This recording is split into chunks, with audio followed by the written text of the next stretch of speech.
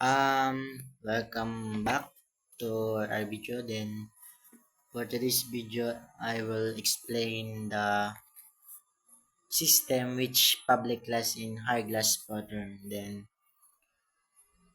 the first thing that I can explain is the first part, which is the console write line. Then the command to the enter the number of rows. Then the sign. Then close and open parenthesis. And also the formula with int rows equals int that parse, then console with line. Then this part will explain our commands in our main system. Then ito yung tumutulong para mas maging accurate yung ginagawa nating system. Then int, because the integer was to combine with the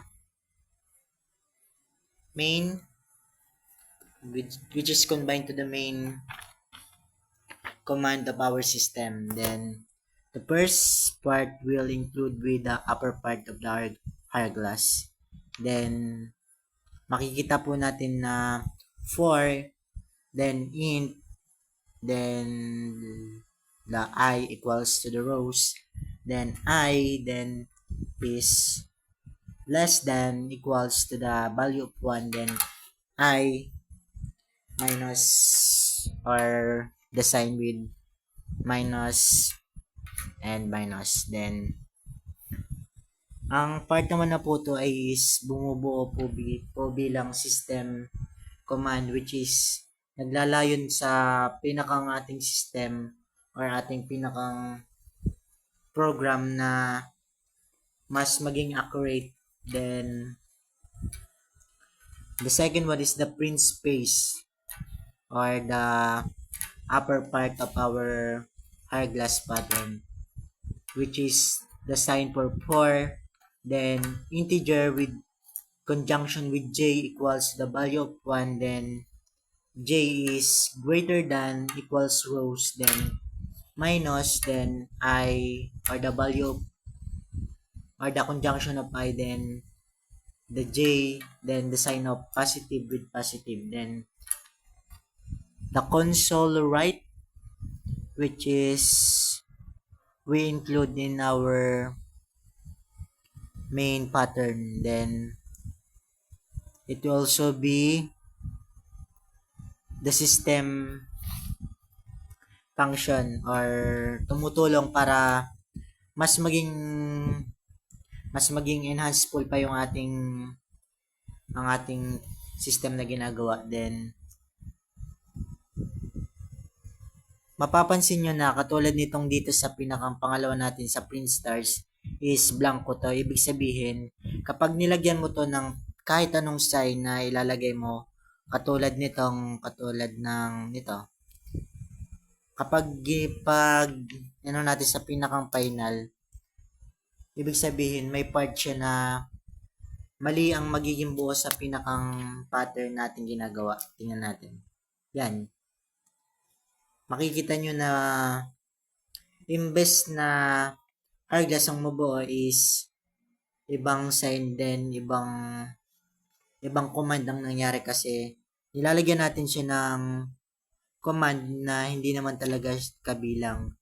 Then trivia, then kapag nilagyan mo to ng ganito, ibig sabihin magko-command siya, kaso nga lang then mali nga lang sa ginagawa nating pinakang imbes na blanco ang ating gawin ganito, yan, ganyan po ang mangyayari. Ibig sabihin, tama lang po na lagyan natin siya ng pinakang spacing para po mas maayos yung command ng ating ginagawang program.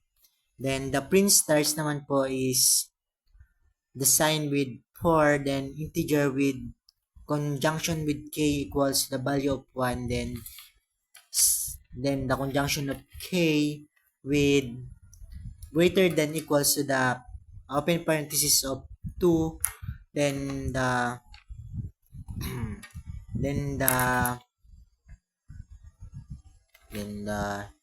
sharp with value of I or the conjunction of I, then close, then -1, then k plus plus, then mapapansin nyo din na nagkaiba yung kanilang sign sa print space then print start dahil ng kapag pinagano mo siya sa pinakang table or column at lumabas is error, ibig sabihin mali yung pinakang command niya. Then mapapansin nyo dito na then if the conjunction of j is greater than equals to the value of rows, then the final result will true. Then nang pangalawa lang sa print star is posible siya na maging false dahil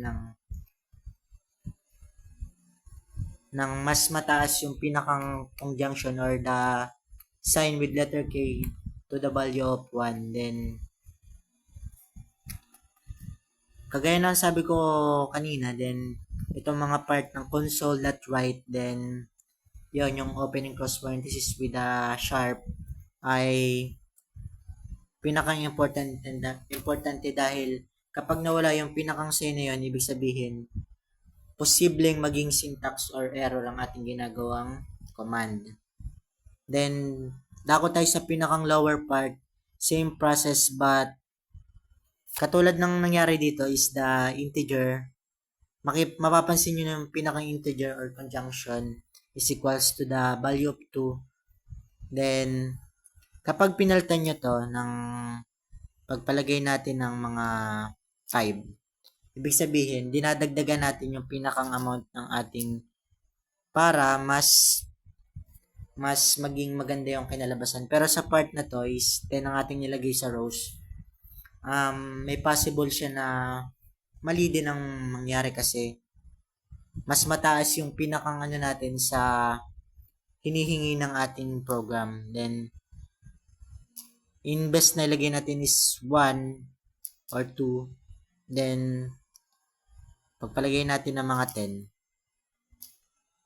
yan, mas maganda yung kinakalabasan. Then same process lang din katulad ng sa print space, ang pinagkaiba niya lang is nasa baba naman siya ng pinakang pattern. Then print stars, same process lang din. Then don't forget the sign or the keywords of the C# program. Then dagdag ko lang din sa bawat columns na ating ginagawa is mas lamang yung pinapakita dito na may possible na maging true or maging pantay din sa false dahil sa mga space na nangyayari din. Dako tayo dito sa pinakang command. Makikita nyo na dun sa pinakang 1 is pantay-pantay siya na magiging true. Then sa pinakang baba naman is same process lang din. Then mapapansin nyo sa pinakang columns nito, katulad ng ginawa ko dito sa isa, is madami siyang false dahil mas mataas yung pinakang conjunction niya compare dun sa pinakang value ng ginagawa natin. Then as long as binubuo natin is hourglass, mas magiging accurate to kung mas maganda yung kakalabasan ng ating pinakang system. Then we need to think that our pattern has divided into the value or nakadepende sa ginagawa natin sa ating coding. Ibig sabihin, kapag may point na mali dyan, ibig sabihin, mali na ang lalabas sa ating pinakang output or the command ng ating ginagawang program or the pattern. Pansin nyo lang din na kada isang part ng ating system dito is mahalaga. Kaya ingat-ingat din tayo kapag nagko-code. Then same process lang din kapag ang nangyari sa atin ay may part lang ng symbol pero iba yung pinakang ano niya is may possible talaga na yung pinakang ating space is maging ano talaga sa false dahil ng less than or mas mataas yung conjunction kaysa dun sa itinalagang value ng ating pattern. Then, trivia ko lang din na wag nating kakalimutan ng tatlong sign na to dahil dito nakabase din ang ating ano kasi may instances na kapag wala tong isang to is may possible siya na mag-error or ganto. Kaya kailangan natin wag nating kakalimutan ang bracket na ito.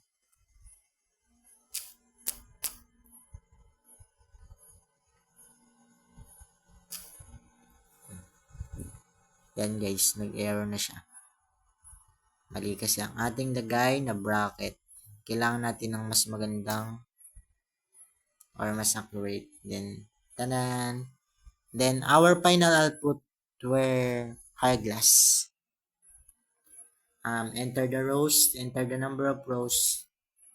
Kahit anong number, basta wag lalampas lang sa 10 dahil kapag lumampas yun sa 10 is, kagaya ng sabi ni sir na may possible na tuloy-tuloy yung pag-run ng ating or pagko-command. May instances na pwede mag-init yung cellphone natin or sumabog. Then, dako tayo is equals to 10. Yan. Ganyan po ang ating pinakang final output. So, again, thank you for watching guys. Sana may natutunan kayo.